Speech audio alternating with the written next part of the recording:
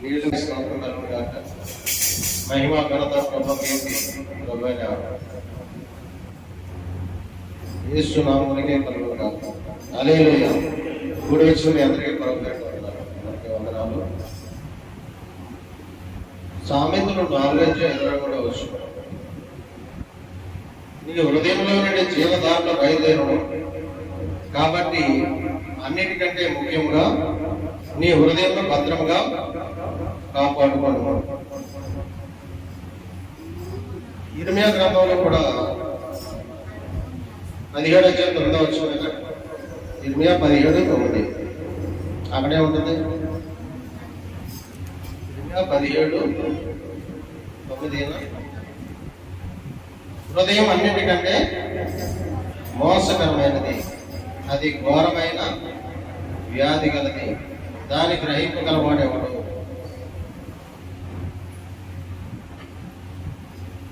తర్వాత చూడండి, ఒకటి ప్రవర్తనను బట్టి వాని క్రియల పొలము చొప్పున ప్రతీకారం చేయుటకు యెహోవా అను నేను హృదయమును పరిశోధించువాడను, అంతరింద్రియములను పరీక్షించువాడను. న్యాయ విరోధంగా ఆస్తి సంపాదించుకున్నవాడు తాను పెట్టని గుడ్లను పొదుగు కాచు పెట్టవలే ఉన్నాడు.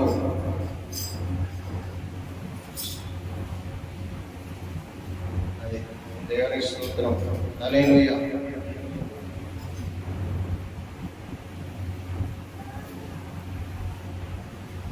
వాక్యం ఏం చెప్తుందంటే హృదయంలో నుండి జీవధారలు బయలుదేరు. అందుకని అంటాడు దేవుడు, హృదయ శుద్ధి కలవారు దేవుని చూచెదరు. మన హృదయం శుద్ధిగా ఉంటే మనం దేవుని చూడగలుగుతాం. మన హృదయనేత్రాలు వెలిగించబడితే అదృశ్యమైనవి కనబడతాయి. అదృశ్యమైనవి కనపడాలంటే మనకి మన మనోనేత్రాలు వెలిగించబడాలి. మనోనేత్రాలు వెలిగించబడకపోతే మనకు అదృశ్యమైనవి మనకు కనపడతాయి. ఎవరైతే మనోనేత్రాలు వెలిగించబడవో వాళ్ళు అనుకుంటారు అంటే వాళ్ళకి ఏం తెలియదు. వాళ్ళు ఎందుకు బతుకుతున్నారు, వాళ్ళు ఎందుకు ఉంటారు, ఎందుకు పెరిగారు, ఎందుకు బతుకుతున్నారు కూడా వాళ్ళకి తెలియదు. మనోనేత్రాలు వెలిగించబడిన వాళ్ళు పరలోకాన్ని చూస్తారు, దేవుని చూస్తారు, దేవదూతలను చూస్తారు, అదృశ్యమైన ఉన్నవని నమ్ముతారు. అది ఎవరైతే అదృశ్యమైన ఉన్నవని నమ్ముతారో వాళ్ళు ఆత్మానుసారులు, మనోనేత్రాలు వెలిగించబడిన వారు, హృదయ శుద్ధి గలవారు, దేవుడి బిడ్డలు అన్నమాట. ఈ క్వాలిటీస్ మనకు ఉన్నాయా అనేది మనం పరీక్షించుకోవాలి. నేను దేవుని చూడగలుగుతున్నానా, ఇది దేవుని వాక్యం నిజమని నమ్మగలుగుతున్నానా, పరలోకం చూడగలుగుతున్నానా, అవును ఇదంతా నిజమే అనే నమ్మకం నాకు వచ్చిందా లేదా, ఇంకా ఏమైనా సందేహం ఉందా అనేది మనం పరీక్షించుకోవాలి. అందుకనే హృదయం నుంచి జీవజల నదులు పొర్లి ప్రవహించడం. హృదయం మంచిగా ఉంటే మనలోనే ఆస్తి ఉంది, మనం ఎక్కడికో వెళ్ళక్కర్లా, నీలోనే ఐశ్వర్యం ఉంది. ఆ ఐశ్వర్యం పొందుకోవాలంటే హృదయం శుద్ధిగా ఉంటే నీ ఐశ్వర్యం నువ్వు పొందుకుంటావు. నీ హృదయం శుద్ధిగా లేకపోతే దరిద్రం, హృదయం శుద్ధిగా లేకపోతే దరిద్రం. అందుకే అంటాడు హృదయం అన్నిటికంటే మోసకరమైనది, ఘోరమైన వ్యాధి కలది అంటాడు దేవుడు. ఎందుకు మోసకరమైందంటే ఒకరి హృదయంలోంచి చెడ్డ ఆలోచనలు పుడతాయి, మంచి ఆలోచనలు పుడతాయి. చెడ్డ ఆలోచనలు ఎప్పుడు పుడతాయి? హృదయం చెడిపోయినప్పుడు చెడ్డ ఆలోచనలు వస్తాయి. అదే హృదయం బాగు చేయబడితే, శుద్ధి చేయబడితే మంచి ఆలోచనలు వస్తాయి. హృదయం మంచిగా ఉన్నవాడు మంచిగా మాట్లాడతాడు, హృదయం చెడ్డగా ఉన్నవాడు చెడ్డగా మాట్లాడతాడు. అది అంటే ఒకటి మాటలు బట్టి వాడి హృదయం ఎటువంటిదని తెలిసి చెప్పేచ్చు. అది వాళ్ళు మాట్లాడే మాటలు బట్టి వాళ్ళ హృదయం ఎట్లా ఉంది, వాళ్ళ జీవితం ఎట్లా ఉంటుంది అనేది మనం చెప్పేయచ్చు. ఇప్పుడు ఒక ఆవిడ ఫోన్ పెట్టుకుని అంతమాన ఫోన్ మాట్లాడుతుందో ఆవిడ బతికి మనకు తెలియదు అంటారా? ఆవిడ ఏ రకంగా జీవిస్తుంది అనేది మనకు తెలియదు అంటారా? తెలిసిపోతాయి. అబద్ధాలు ఆడుతున్నాయి తెలిసిపోతుంది, మోసం చేస్తుందని తెలిసిపోతుంది, తప్పు చేస్తుందని తెలిసిపోతుంది. తెలిసిపోతుంది కాబట్టి జీవితం అర్థమైపోతుంది. అంటే అన్నము ఉడికిందా లేదా అని తెలుసుకోవాలంటే ఒక మీదకి పట్టుకుంటే తెలిసిపోతుంది. అన్నం ఉడికిందా లేదని తెలుసుకోవాలి. అంటే ఒక్క విషయాన్ని బట్టి ఆ జీవితం తెలిసిపోతాను, నా జీవితం ఎట్లా ఉందనేది తెలిసిపోతుంది. ఫోన్ పట్టుకుని దూరంగా వెళ్ళి మాట్లాడుకుంటారు అంటే ప్రాబ్లమే. అంటే వాళ్ళ యథార్థంగా లేదు, వాళ్ళలో భక్తి లేదు, వాళ్ళ దేవుడు తెలుసుకోలేదు, దేవుడిలోకి రాలేదు. చాలా మంది సచ్చుకొచ్చే వాళ్ళు కూడా ఉంటారు. అలాగా సచ్చుకొస్తారు, ఇక్కడ బాగానే ఉంటారు, అక్కడికి వెళ్ళాక మళ్ళీ అటువంటి భక్తి ప్రయోజనం లేదు. అలాంటి భక్తి ప్రయోజనం లేదు. నిజముగా దేవుడిని నమ్మి విశ్వసించి పాపాలు ఒప్పుకొని పశ్చాత్తాపడి దేవుడిలోకి వచ్చేసి ఒక నిదానంలోకి వచ్చేసి, అంటే ఏమంటాడంటే ఎబ్రీ పత్రికలో ఒక నిశ్చయతకు రావాలంటాడు. ఎబ్రీ పత్రికలో 10:22 వచ్చిన ఏమంటాడంటే ఒక నిశ్చయతకు వచ్చేయాలి.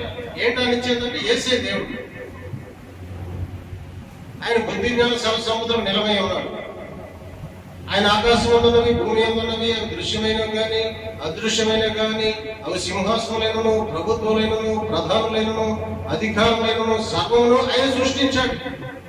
ఆయనే పరిపాలిస్తున్నాడు, ఆయనే నడిపిస్తున్నాడు, ఆయన ఆదరించి ఉన్నవాడు, ఆయన ఈ భూమి పుట్టక ముందే ఉన్నవాడు, ఆయన యుగాలకు దేవుడు, తరతరాలకు దేవుడు అని ఎవరైతే విశ్వసిస్తారో వాళ్ళు దేవుళ్ళని వాళ్ళు కరెక్ట్ గా ఉన్నట్టు. అలా విశ్వసించాలి. విశ్వసించువాడు కలవరపడడు. గుర్తుపెట్టుకోండి, విశ్వసించువాడు కలవరపడడు.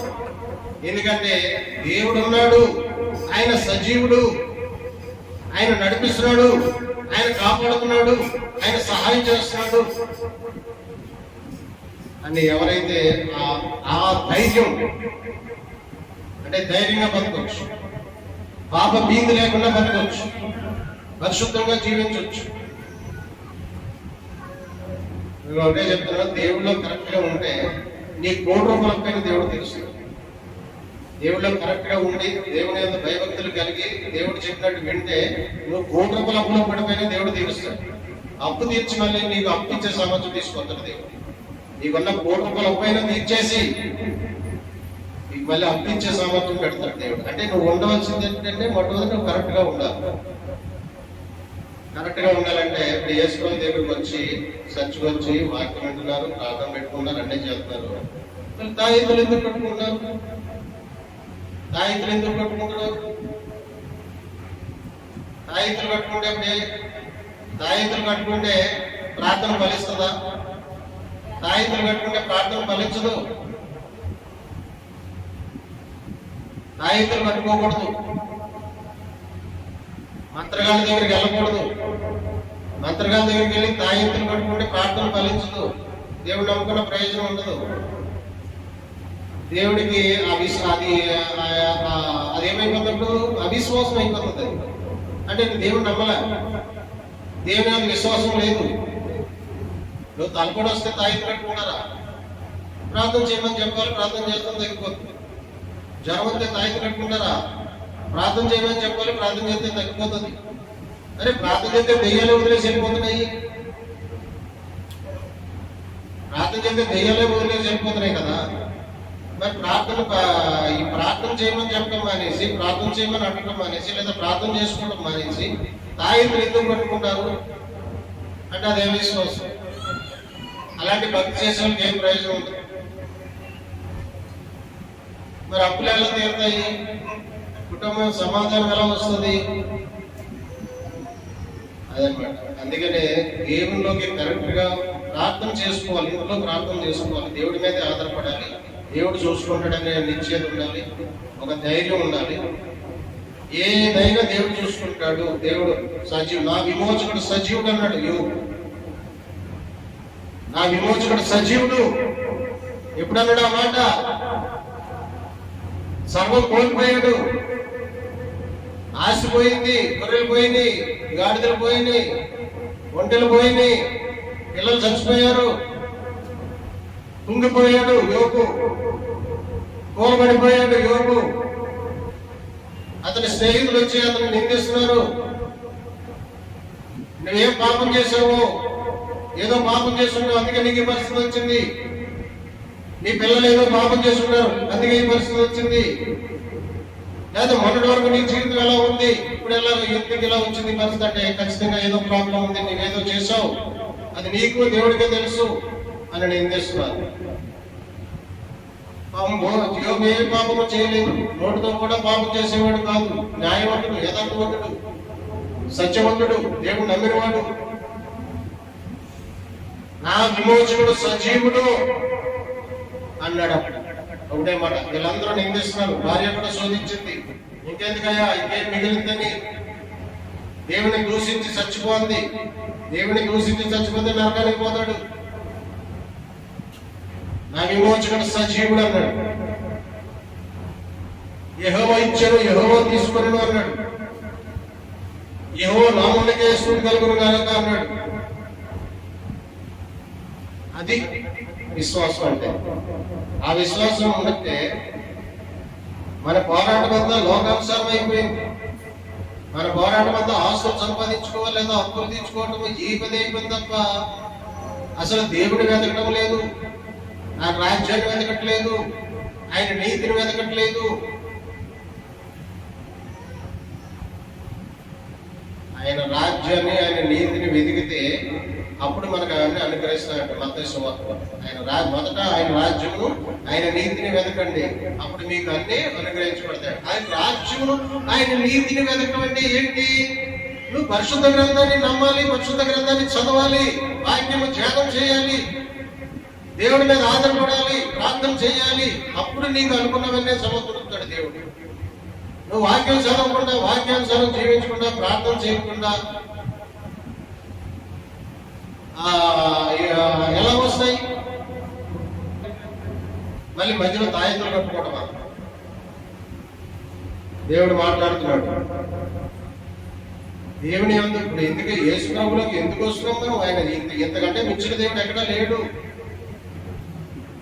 ఈయన సర్వశక్తి గల దేవుడు, వీడు సమృద్ధినిచ్చే దేవుడు, జీవమునిచ్చే దేవుడు, నిన్ను పరిశుద్ధపరిచే దేవుడు, నిన్ను స్వస్థపరిచే దేవుడు, నీకు సహాయం చేసే దేవుడు, నిన్ను కాపాడే దేవుడు, నీకు జయమిచ్చే దేవుడు, నిన్ను వృద్ధి పొందించే దేవుడు, నిన్ను అభివృద్ధి పరిచే దేవుడు, నీకు నెమ్మదినిచ్చే దేవుడు, నీ ఇంట్లో సమాధానం కలగజేసే దేవుడు. ఇంత గొప్ప దేవుణ్ణి, ఇంత గొప్ప దేవుణ్ణి పెట్టుకుని తాయెత్తు కోసం వెళ్తే అంతకంటే అవివేక అజ్ఞానం ఉందా? అది కరెక్ట్ కాదు. అందుకనే హృదయము అంటే హృదయం సరిగ్గా లేదు, ఆలోచన సరిగ్గా లేవన్నమాట.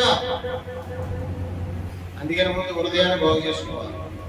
అందుకని మా భాషలో ఆయన చెప్తారు, సువార్త చెప్పినట్టు ఏమంటాడంటే ఆయన, బాబు ట్యాంక్ క్లీన్గా ఉంటే వాటర్ క్లీన్గా ఉంటుంది. అక్కడ ట్యాంక్ క్లీన్గా ఉంటే వాటర్ క్లీన్గా వస్తుంది, ట్యాంక్ బాగోకపోతే వాటర్ కూడా మురుగుగా వస్తుంది. ట్యాంక్ శుభ్రం చేయలేదు, మంచి నాచు పట్టేసింది, ఆ ట్యాంకులో నీళ్లు కట్టేశాడు, ఆ నీళ్ళు ఎలా వస్తాయి? మంచు అదేంటది నాచు వస్తుంది, లేదా బురద వస్తుంది, అది తాగితే క్రిములు ఉంటాయి, రోగాలు వస్తాయి.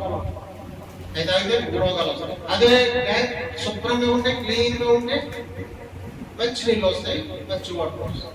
అది హృదయం కూడా అంతే. నీ హృదయం శుద్ధిగా ఉంటే అందులో మంచి ఆలోచన వస్తుంది. ఆ ఆలోచనలో దైవికంగా ఉంటుంది. మంచిగా ప్రార్థన ఇంకెప్పుడు నేర్చుకుంటాం మన దేవుడిలో. మరి ఎంత సంవత్సరాలు గడిచిపోతున్నాయి, రోజులు గడిచిపోతున్నాయి. ఇంకెప్పుడు వాక్యం చదువుతాము, ఇంకెప్పుడు దేవుడు తెలుసుకుంటాము, ఇంకెప్పుడు ఆశీర్వాదం పొందుకుంటాము. ఐశ్వర్యం ఎక్కడో లేదండి, మనలోనే ఉంది ఐశ్వర్యము. నీలోనే ఐశ్వర్యం ఉంది, ఎక్కడో లేదు ఐశ్వర్యం, నీలోనే ఉంది. అది నీవు దాన్ని పొందుకోవాలి. దాన్ని పొందుకోవాలంటే హృదయం శుద్ధిగా ఉండాలి. హృదయం శుద్ధిగా ఉంటే నీ ఐశ్వర్యాన్ని నువ్వు పొందుకుంటావు. అప్పుడు నువ్వు అనుకున్నది జరుగుతుంది. ఏదైనా మనం యోచన చేస్తే, అందుకంటే యోగ గ్రంథం 21 అధ్యాయం 22 అధ్యాయం 22 వర్షం నుంచి మనం చదువుకుంటే, అతను యోచన చేయగా అతనికి అది జరుగును, అది లభించును. ఆయనతో సహవాసం చేసిన ఎడల నీకు సమాధానము, అలాగే నీకు మేలు కలుగును.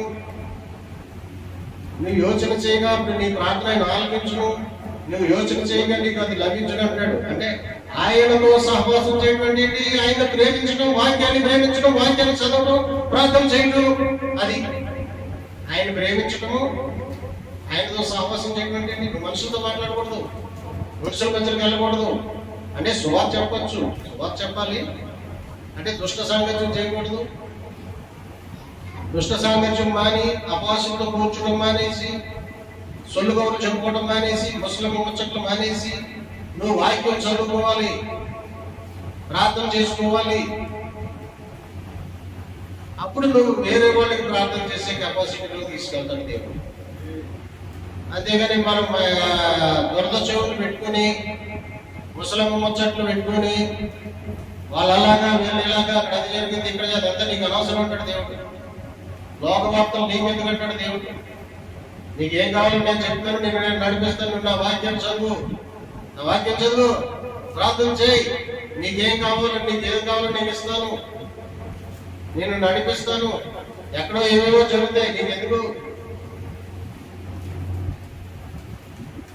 వాక్యాన్ని ప్రేమించాలి, వాక్యాన్ని చదవాలి, హృదయాన్ని భద్రం చేసుకోవాలి. హృదయం ఘోరమైన వ్యాధి కదంటే మోసం చేస్తుంది. గాలి కన్నా వేగమైనది మనస్సు. నేను ఇప్పుడు ఇక్కడ ఉన్నాను, నిలబడలేను, నా ఆలోచనలు నా ఊర్లో ఉంటాయి. అంటే ఎంత వేగం జరిపి చూశాను నా మనస్సు, నా ఊరు, నా జ్ఞాపకం చేస్తూ ఉంటాయి. అప్పుడు గుడి కట్టించాను, అప్పుడు అది చేశాను, అప్పుడు ఇది చేశాను, వాడు అలాగన్నాడు, వాడు ఇలాగన్నాడు, ఇవన్నీ వచ్చేస్తాయి మైండ్లోకి. ఎప్పుడు మైండ్ మన ఆలోచన అక్కడికి వెళ్ళిపోయినాం. అప్పుడు వాక్యాన్ని పక్కన పెట్టేసి, దేవుడిని పక్కన పెట్టేసి అది ఆలోచించుకుంటూ ఉంటాను. అప్పుడు ఏం జరిగింది? స్వీట్ మెమరీస్ జ్ఞాపకం వస్తూ ఉంటాయి అన్నమాట. స్వీట్ మెమరీస్ అన్ని కూడా జ్ఞాపకం వస్తూ ఉంటాయి. అందుకనే గాలి కన్నా వేగమైనది మనసు. ఆ మనసును కంట్రోల్గా చేసుకునే కెపాసిటీ ఎవరికి వస్తుందంటే దైవజనుడు, అంటే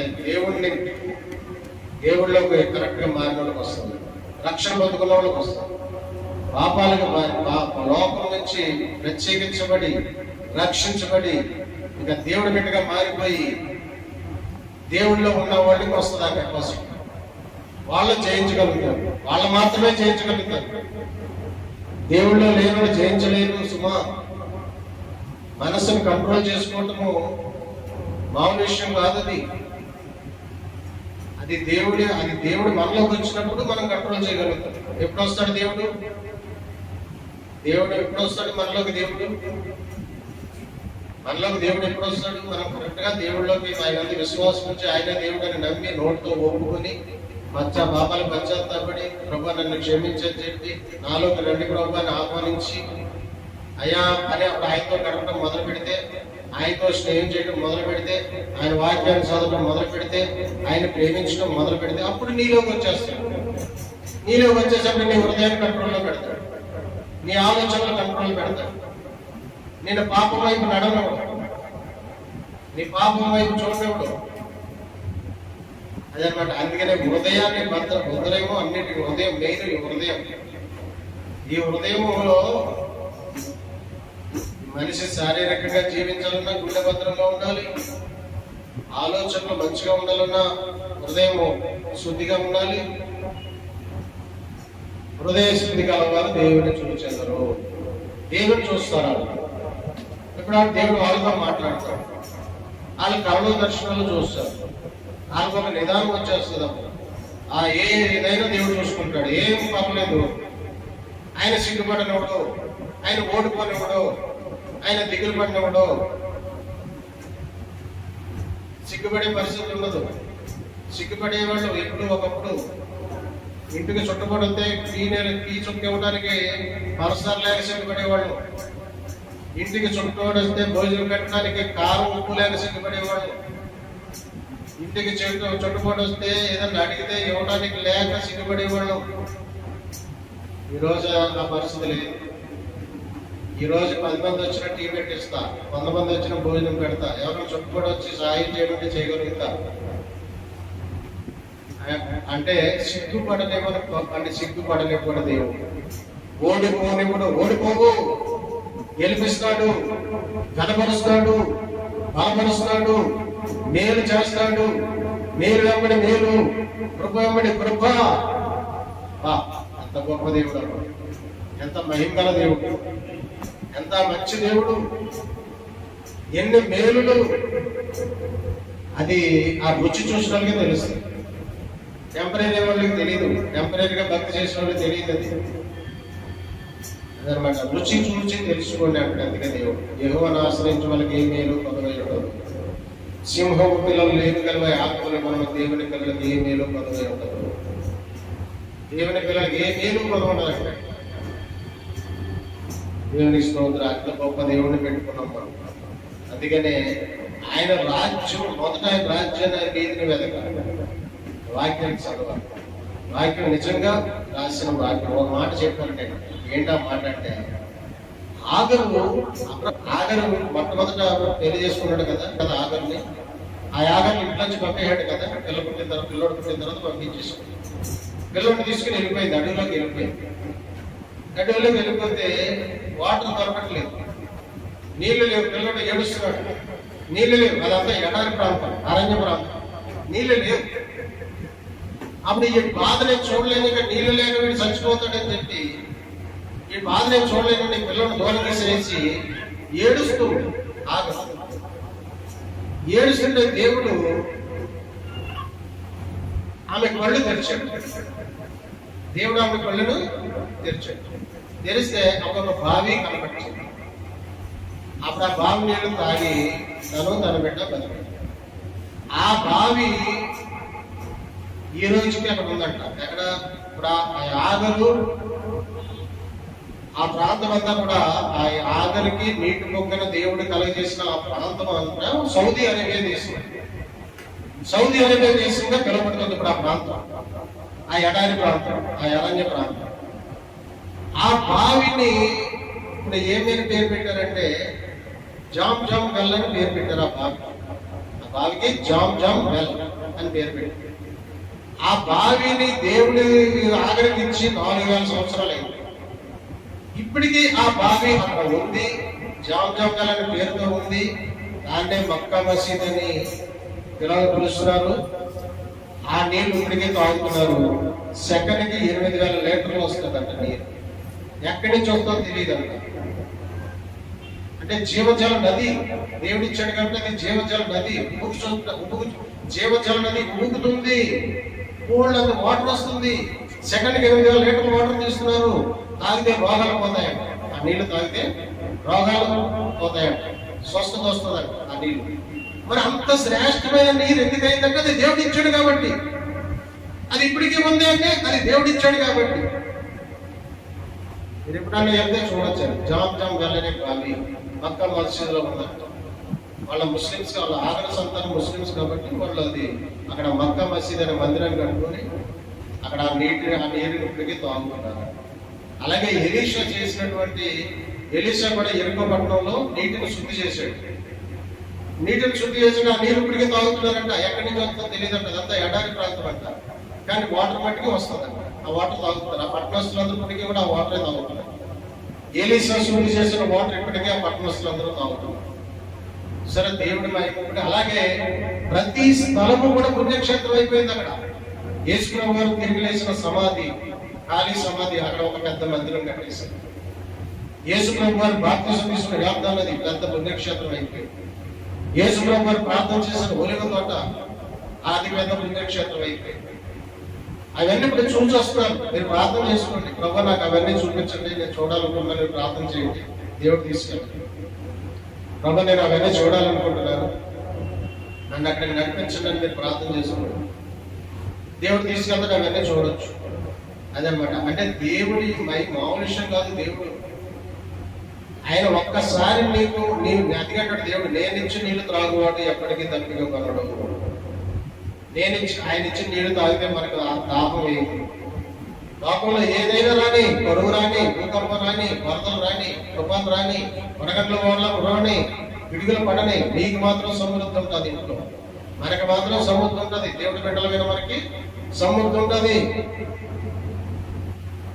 అంటే దేవుడు అంత నీకు నీళ్ళు ఇచ్చిన దేవుడిచ్చిన నీళ్లు తాగితే దాహం లేదు, దేవుడిచ్చిన ఆహారం తింటే ఆకలి ఉండదు. సరుకులు ఉండగానే సరుకులు వచ్చేస్తాయి, బట్టలు ఉండగానే బట్టలు వచ్చేస్తాయి, వాహనాలు ఉండగానే కొత్త వాహనాలు వచ్చేస్తాయి. అదనమాట దేవుడు. లేకపోతే దరిద్రం ఆపోజిట్ లెక్కేసుకున్నాడు. కట్టుకుంటే బట్టలు ఉండవు, దేవుళ్ళ లేకపోతే కట్టుకుంటే బట్టలు ఉండవు, దేవుళ్ళ లేకపోతే తింటాను సరే తిండి ఉండదు, దేవుళ్ళ లేకపోతే కప్పుకుంటే చలాగదు, దేవుళ్ళ లేకపోతే ఎండ ఉడుకు, దేవుళ్ళ ఉంటే చక్కని ఏసీలో కూర్చోవచ్చు, దేవుళ్ళ ఉంటే చక్కని చల్లని నీళ్ళలో కూర్చోవచ్చు, దేవుళ్ళ ఉంటే చక్కని ఏసీలో ఉండొచ్చు, లేకపోతే ఎండలో మరమల మారిపోవాలి. నువ్వు కట్టని ఇంట్లో ఉంటావు అంటాడు దేవుడు. నువ్వు కట్ట అవసరం లేదు, ఇల్లు కట్టినది నీకు ఇస్తారు. వ్యాధి వేరే వాళ్ళు కట్టింది నీకు ఇస్తారు నువ్వు కరెక్ట్ గా దేవుళ్ళు ఉంటే. ఇది మాకు ఇచ్చాడు దేవుడు, మేము దేవుళ్ళు ఉన్నాం కాబట్టి సేవ చేస్తామనే సంగతి దేవుడికి తెలుసు కాబట్టి, దేవుడి కొరకు మేము ప్రయాసపడతామనే విషయం దేవుడు తెలుసు కాబట్టి మాకు ఇది దేవుడు ఇచ్చేసాడు. ఇది మేము కట్టుకోవాలంటే ఎంత కావాలి? నా దగ్గర డబ్బులు లేవే, ఇది కట్టుకోవాలంటే ఈ స్థలం ఎంత కూడా, స్థలం ఎక్కడి నుంచి వస్తుంది, ఇవాళ ఎక్కడి నుంచి వస్తుంది, ఇదంతా ఎక్కడి నుంచి వస్తుంది, దేవుడు ఉచితంగా ఇవ్వలేదా? అలాగే నువ్వు కట్టని ఇల్లు నీకు ఇస్తాడు దేవుడు, నువ్వు కట్టవసరం లేదు, నువ్వు భక్తి చెయ్యి. కట్టుకున్నా ప్రయాసపడతాడు, భక్తి చేయడానికి ప్రయాసపడ్డావు. అది సన్నసోదరుడు అనుకుంటుంది. కానీ మా మహానుభావుడు ఒకడు అవుతున్నాడు, ఆయన గారు ఆల్రెడీ అప్పు చేసి ఊళ్ళో బిల్డింగ్ కట్టాడు, ఆ అప్పు తీర్చుకున్నాడు ఉద్యోగం చేసి. ఇంకో బిల్డింగ్ కట్టడానికి ప్లాన్ చేస్తున్నాడంట. దేవుడికి ఇవ్వట్లేదు, దేవుడిని కనపరచట్లేదు, దేవుడిని కనపరచట్లేదు. ఇల్లు కట్టు, ఇంకో బిల్డింగ్ కట్టాలని చూస్తున్నాడు. ఇంకా ఇంకో బిల్డింగ్ కట్టాలని ఇంకా దేవుడికి ఏమిస్తాడు? ఇంకా దేవుడిని బలపరుస్తాడు. ఇల్లు కట్టుకోవాలనుకున్నాడు. ఇల్లు సంగతి, ఇల్లు దేవుడు ఇస్తాడు నీకు, నువ్వు కట్టుకోవసరం లేదు, నీకు దేవుడు ఇస్తాడు. నువ్వు కరెక్ట్గా భక్తి చేయి, నువ్వు వాక్యం చదువు, ప్రార్థన చేయి, దేవుడిని బలపరచు, దేవుడిని కనపరచు, అప్పుడు దేవుడే నీకు ఇస్తాడు. కట్టని ఇల్లు ఇచ్చేస్తాడు. నువ్వు కట్టవసరం లేదు, నువ్వు కట్టుకోవసరం లేదు. కొనేసుకునే సమాజం ఇచ్చేస్తాడు. అప్పుడు అమ్మగారు కొనుక్కుంది ఒక ఇల్లు, డబ్బులు ఇచ్చాడు కాబట్టి కొనేసుకుంది. కట్టుకుందా అంటే సామర్థ్యం ఇస్తాడు. మాకు బిల్డింగ్ కొట్టాలని చెప్పాడు దేవుడు. ఎలా కొంటాను నేను అంటే బిల్డింగ్ ఎందుకు కొంటానని చెప్పాడంటే కట్టవసరం లేదు, కట్టాలంటే శ్రమ లేదు, కొనాలి, కట్టాలి, కొన్నంత టైం పడుతుంది, కొనేస్తానని చెప్పాడు. అంటే సడన్ గా డబ్బులు వస్తే కొనేస్తాం అంతే. దేవుడు చెప్పాడు కదా, జరిగిపోతుంది అంతే. బిల్డింగ్ కొంటానని చెప్పాడు దేవుడు. అంటే నువ్వు కట్టని ఇంట్లో అంటే అలా సమకూరుస్తాడు అన్నమాట దేవుడు. నిజంగా అదే అందుకనే కరెక్ట్ గా భక్తి, దైవ భక్తి గొప్ప లాభ సాధకమైనది. హృదయము భద్రంగా ఉంచుకోవాలి. అసహ్యమైన దేవుడి కంటే అసహ్యమైన 6 ఉన్నాయంట. ఏంటో చూద్దాం చూడండి. 6వ అధ్యాయం, సామెతలు 6వ అధ్యాయము. దేవుడికి అసహ్యమైనవి 6 ఉన్నాయంట. చూడండి అక్కడ వివరంగా 17వ వచనం, 6వ అధ్యాయం 17వ వచనం. అవేమనగా అహంకార దృష్టియు, కళ్ళలాడు నాలుకయు, నిరపరాధులను చంపు చేతులు, దుర్యోచనలు యోచించు హృదయము, దుర్యోచనలు యోచించు హృదయము, ఈడు చేటుకు త్వరపడి పరుగులెత్తుకు పదాలు, అబద్ధ సాక్ష్యము, అన్నదమ్ములు జగడం పుట్టించడం, ఇవన్నీ అంట దేవుడికి అసహ్యం అంట. అహంకార దృష్టి, అహంకారంతో చూస్తారు. కళ్ళలాడు నాలుక అంటే మాట మార్చేస్తూ ఉంటారు. నిరపరాధులు చంపు చేతులు అంటే పాపం చేయమని చంపేస్తారు. దుర్యాలోచనలు యోచించు హృదయం అంటే చెడ్డ ఆలోచనలు, హృదయంతో చెడ్డ నేను ఒకసారి అనుకున్నామండి.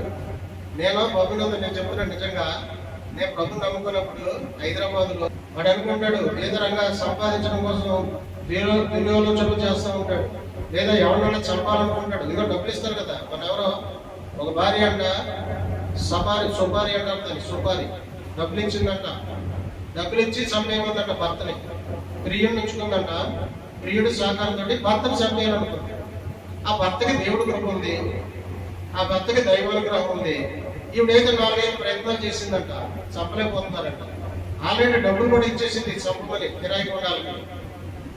ఆఖరికి ఒక సలహా చెప్పిందంట. ఏంటో సలహా?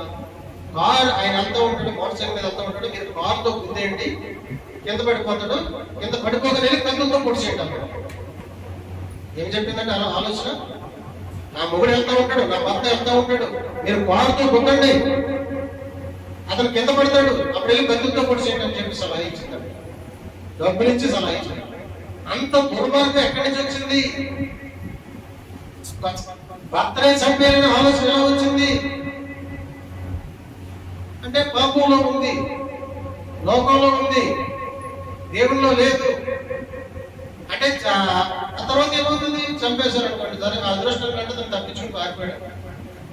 అతనికి దేవుడి కృపండి, అతను బతికే రోజులుండి, భూమి మీద బతికే దినాలుండి తప్పించుకుని పారిపోయాడు. ఒకవేళ చంపేస్తే అప్పుడు దొరకదా? ఖచ్చితంగా దొరుకుతుంది. అప్పుడు తీసుకెళ్ళి జైల్లో పెడతారు. అప్పుడు ఈ పిల్లల పరిస్థితి, భర్త చచ్చిపోయాడు, ఈవిడ జైలుకి వెళ్ళిపోయింది, అప్పుడు ఈ పిల్లల పరిస్థితి. అది అంత ప్రమాదకరంగా ఉన్నారు లోకంలో ప్రజలు, చూసారా? అందుకనే ఎవరికి దుష్ట ఆలోచనలు ఉండవు. మరి దేవుళ్ళో ఉన్న వాళ్ళకి దుష్ట ఆలోచనలు ఉండవు, దేవుడు నమ్ముకున్న వాళ్ళకి దుష్ట ఆలోచనలు ఉండవు, దేవుడు వాళ్ళ హృదయంలోకి వచ్చేస్తే దుష్ట ఆలోచనలు ఉండవు, పాపిష్ట ఆలోచనలు ఉండవు, చెడ్డ పనులు చేయరు, అహంకార దృష్టి ఉండదు, కళ్ళలాంటి నాలుగు ఉండదు, నిరపరాధులు చంపరు.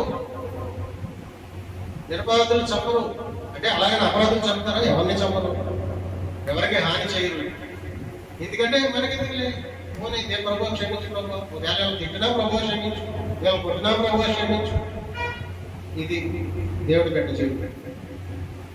తినే ఆలోచన ఉండవు, చెడ్డ ఆలోచన ఉండవు, కీడు చేయడానికి పరిగెట్టరు, కీడు చేయాలని ఆలోచన ఉండదు. అంటే ఒక దైవికం ఎలా ఉంటుందంటే, ఎదుటి వారికి మంచి చేస్తే దేవుడు మనకు మంచి చేస్తాడనే ఆలోచన వచ్చేస్తుంది. నిజంగానే ఎదుటి వారికి మంచి చేస్తే మనకి దేవుడు చేస్తాడు, మంచి చేస్తాడు. దేవుడు ఏమంటాడు? పేదలకు అప్పించేవాడు నాకు, పేదలకు అప్పించేవాడు, పేదలకు సహాయం చేసేవాడు నాకు అప్పించేవాడు అంటాడు దేవుడు. పేదలకు సహాయం చేసేవాడు నాకు అప్పిస్తున్నాడు అంటాడు దేవుడు. ఎక్కడ చూసాను? ఎంత గొప్ప మాట! పేదలకు సహాయం చేస్తాడంట, దేవుడికి అప్పించినట్టంట. ఆ అప్పు దేవుడు తీరుస్తున్నాడు, అతను ఎవడు? నువ్వు ఒక తిరిగి నీకు బట్టలు ఇవ్వలేని వ్యక్తి నువ్వు బట్టలు పెడతావు, దాని ప్రతిఫలం అతను ఇవ్వలేడు, కానీ దేవుడు ఇస్తాడంట. అది దేవుడు ఇస్తాడు. అందుకనే పేదవాళ్ళకి భోజనం కట్టడం అని, పేదవాళ్ళకి కట్టడం అని. అందుకనే సువార్త అని చెప్పి చూడండి, అమ్మగారు ఎక్కడెక్కడ వెళ్ళి సువార్త బట్టలు ఇస్తూ ఉంటుంది, బియ్యం ఇస్తూ ఉంటుంది. ఎందుకంటే అది వాళ్ళు ఇవ్వక్కర్లా, దేవుడు దాని ప్రతిఫలం దేవుడు ముట్టు చెప్తాడు. పేదలకి బట్టలు ఇస్తే దేవుడికి అప్పించినట్టు, పేదలకి భోజనం పెడితే దేవుడికి అప్పించినట్టు. ఇంకా ఒక మాట పట్టుకుని నువ్వు ఎంత అయినా చేసుకో, దేవుడు నీకు ఇవ్వడానికి దేవుడు నీకు ఇస్తాడు, నీకు ఇస్తా ఉంటాడు, దేవుడిని ఇచ్చుకుంటూ ఉండాలి. అప్పుడు పరలోకంలో ధనం సమకూర్చబడుతూ ఉంటుంది, పరలోక వాసిగా అయిపోతావు. ఎంత గొప్ప భాగ్యము! అదే దేవుళ్ళకి రాకపోతే నాకెవరైనా ఇస్తారని చూస్తూ ఉంటాం, నాకెవరైనా బట్టలు ఎత్తే బాగుంది, నాకెవరైనా అన్నం పెడితే బాగుంది అని ఆలోచిస్తాం. దేవుళ్ళకి వచ్చి కూడా అలాగే ఉన్నాం మనం. అది కరెక్ట్ కాదు. దేవుళ్ళకి వచ్చిన తర్వాత, దేవుడిని కలిగిన తర్వాత మనమే 10 మందికి పెట్టాలి. దేవుడిని అడగాలి, ప్రభా నేను 10 మంది బట్టలు ఇవ్వాలనుకుంటున్నాం, సాయం చేయి. ప్రభా భోజనాలు పెట్టాలనుకుంటున్నాం, సాయం చేయి. ప్రభా ఇంకా పలానా వ్యక్తి సాయం చేయాలనుకుంటున్నాం, మరి సాయం చేయి అంటే దేవుడు ఇస్తాడు, అప్పుడు సాయం చేసుకోవచ్చు. అది దేవుడు ఇస్తాడు, ఖచ్చితంగా నమ్మదగిన. అందుకనే హృదయాన్ని ఘోరమైన వ్యాధి కలిగిన హృదయాన్ని మనం మొట్టమొదటిగా మరి అది శుద్ధి కలిగి ఉండాలి. ఆ హృదయాన్ని బాగు చేసుకోవడం దేవుడు మాత్రమే. అందుకనే యేసుప్రభువు ఆయన మన హృదయంలోకి రావాలి. పరిశుద్ధాత్మ దేవుడు ఎప్పుడైతే మన హృదయాల్లోకి వస్తాడు, ఆయన ఒప్పిస్తాడు. పాపం గురించి, నీతిని గురించి, తీర్పుల గురించి మనం ఒప్పింపజేస్తాడు. ఆయన రక్షణకు నడిపిస్తాడు. ఆయన ఆలోచనలు ఇస్తాడు. చెడ్డ ఆలోచనలు తీసేసి మంచి ఆలోచనలు ఇస్తాడు. పాపాన్ని తీసేసి పరిశుద్ధపరుస్తాడు. అపవిత్రమైన పెదవులు పరిశుద్ధపరుస్తాడు. అపవిత్రమైన కళ్ళు పరిశుద్ధపరుస్తాడు. ఆత్మతో శరీర క్రియలను నశింపజేస్తాడు. అప్పుడు మనిషి మహానుభావుడు అయిపోతాడు, మహాత్ముడు అయిపోతాడు. అలా అప్పుడు అతను అందరూ గౌరవిస్తారు. అలా మనం అప్పుడు ఏం చేయాలి? సాక్ష్యం ఇతరులకి కనపడేటట్టు ఉండాలి. ఇప్పుడు మా ఈదులో మేము సాక్షిగా ఉన్నాం, మమ్మల్ని గౌరవిస్తారు. వాళ్ళు అలాంటి ఆశీర్వాదాలు రావు. నీలో ఉన్న ఐశ్వర్యం బయటికి రావాలంటే హృదయం శుద్ధిగా ఉండాలి, దేవుడు నీలో ఉండాలి, దేవుడు నడిపించాలి. అప్పుడు అంత చక్కగా ఉంటుందంటే జీవితం, అంత గౌరవంగా ఉంటుందంటే అంత గౌరవంగా ఉంటుంది. దేవుడు ఈ మాటలు దేవుడు దీవించును గాక. మహాపరిశుద్ధ ప్రేమ